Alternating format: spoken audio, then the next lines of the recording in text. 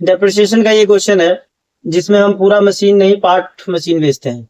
एक मशीन का थोड़ा पार्ट बेचना है। पिछले वाले वीडियो में हमने पूरे एक मशीन बेचने की बात करी थी, इसमें पार्ट ऑफ मशीन बेचने वाली बात करेंगे और ये भी हम स्ट्रेट लाइन मेथड में ही कर रहे हैं। जब स्ट्रेट लाइन मेथड में मशीनरी का एक पार्ट बेचा जाता है तो हम किस तरह से करेंगे। क्वेश्चन में लिखा है यहाँ पे कि on 1 July 2019 a machine whose book value had been ₹30,000 on 1/4/2017। अब 1/4/2017 को कोई 30,000 की बुक वैल्यू की तो है नहीं मशीन हमारे पास, 2 लाख की बुक वैल्यू की है जो हमने खरीदी है और 30,000 वाले को बेच रहे हैं। मतलब यह कि इसमें से हम एक पार्ट बेच रहे हैं जो 30,000 का था। पहले हमें सबसे पहले जो बेसिक हमें वर्किंग नोट करनी है कि मशीनरी 1 हमने खरीदा है 1/4/2017 को। इसको मैंने 2 पार्ट में डिवाइड कर लिया। एक पार्ट 2 लाख का खरीदा है, उसी में से एक जो बिकने वाला पार्ट है वो 30,000 का है और जो नहीं बिकेगा वो 1,70,000 का है। इसको मैंने ए और बी कर लिया ताकि मुझे बेचने में दिक्कत ना हो। फिर इसको हमने बेचा है जुलाई 1 2019 में। फिर मशीनरी 2 खरीदा है 1/1/2018 को, उसको बेचा नहीं है। एंड मशीनरी 3 खरीदा है हमने 1/10/2018 को, इसको भी नहीं बेचा है। तो नॉर्मल अकाउंट बनाते हैं, machinery plant and machinery account बनानी है। इसमें प्लांट एंड मशीनरी अकाउंट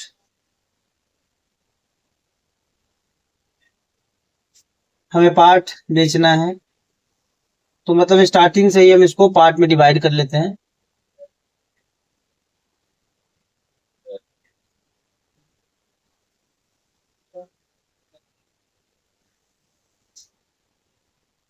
हमारा हो गया फॉर्मेट।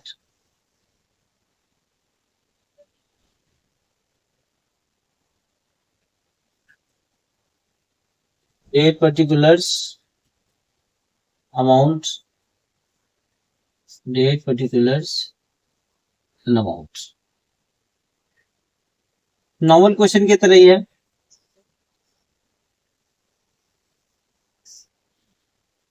बस ये पार्ट ऑफ मशीन बेचना है।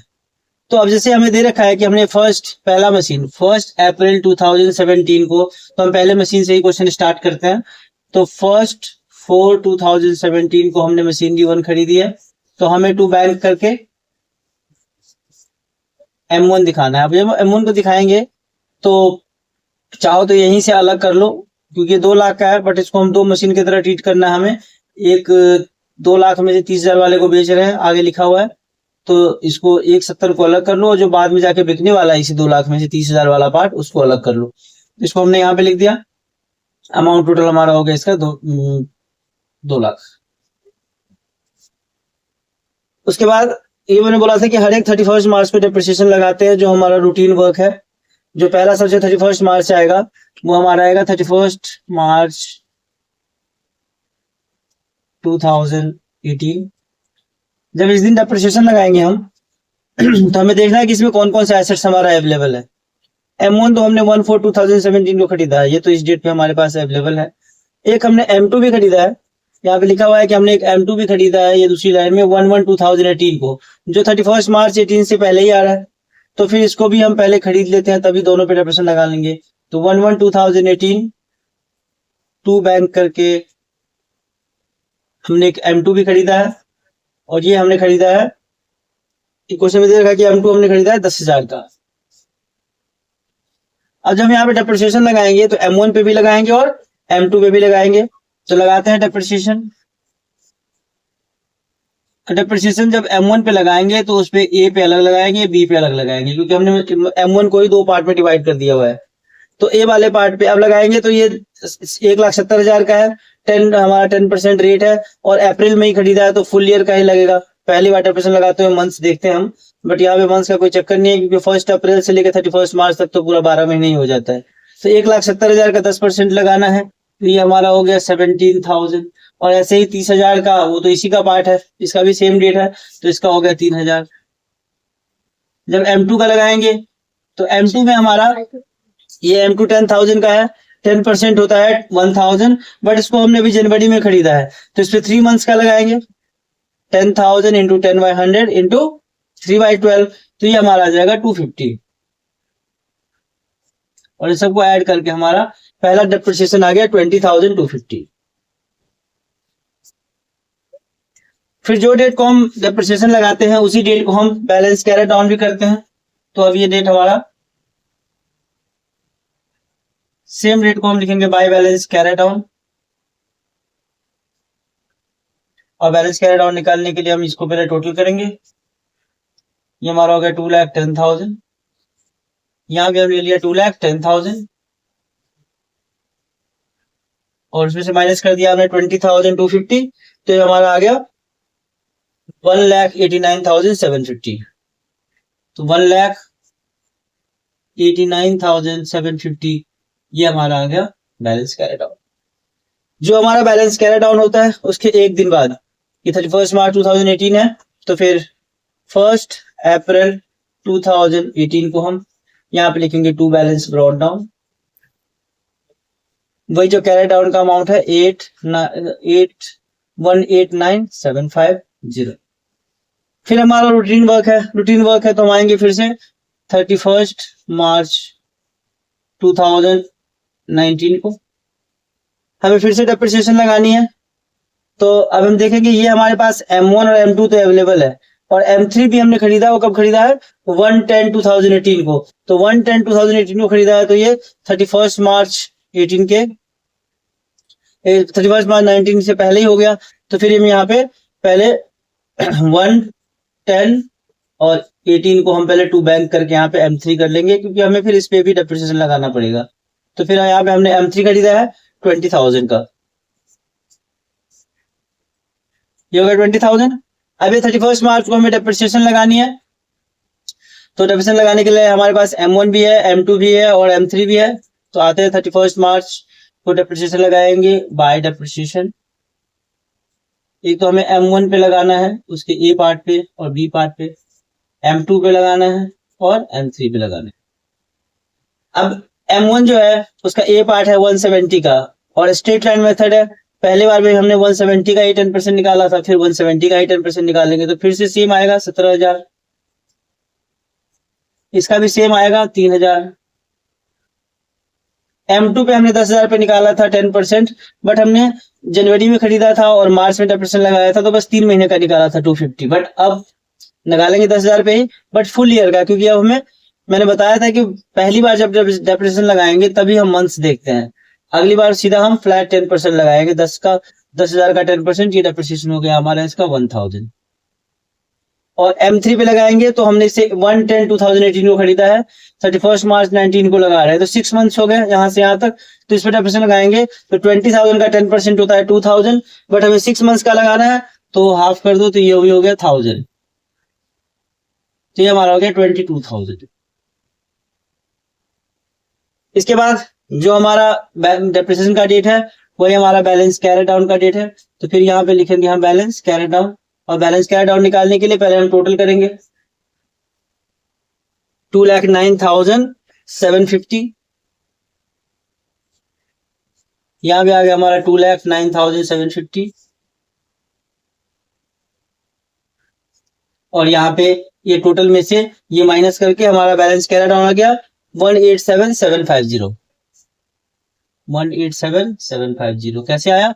ये टोटल 2,09,750 में से ये 22,000 हमने माइनस कर दिया। ठीक है।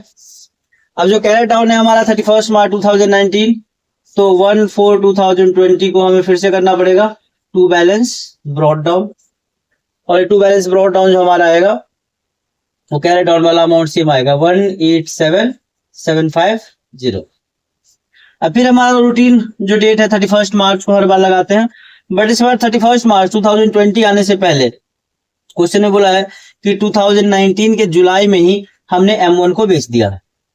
तो मैंने बोला था जब भी सेल करना हो तो हमें अभी सारे एसेट्स को भूल के उसी पे फोकस करना है जिसको हमने बेचा है। किसको बेचा है हमने?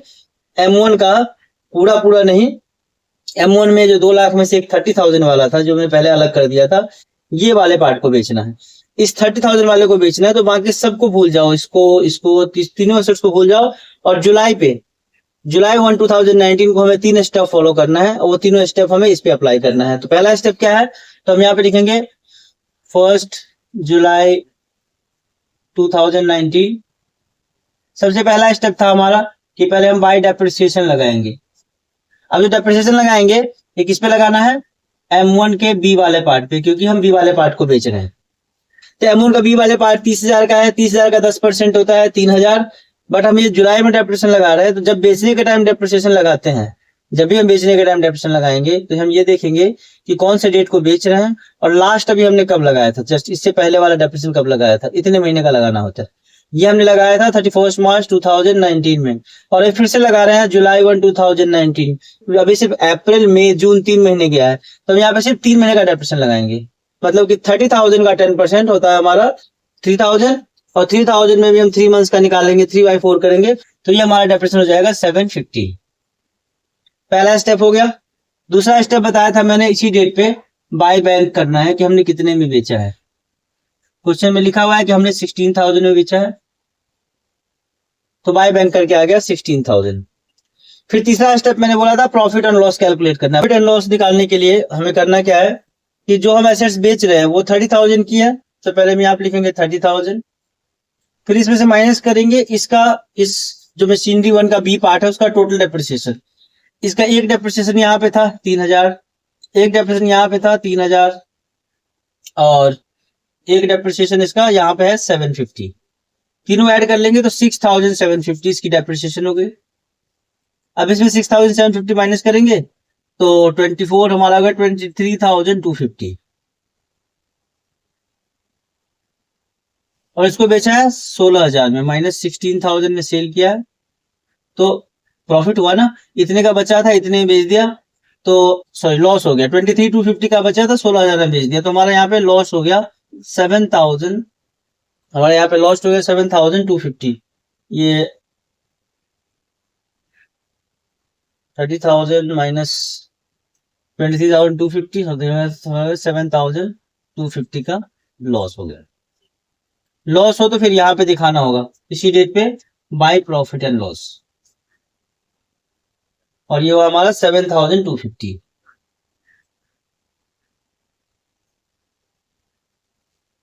अब हमने 3 स्टेप कर दिया हमने बेचने का।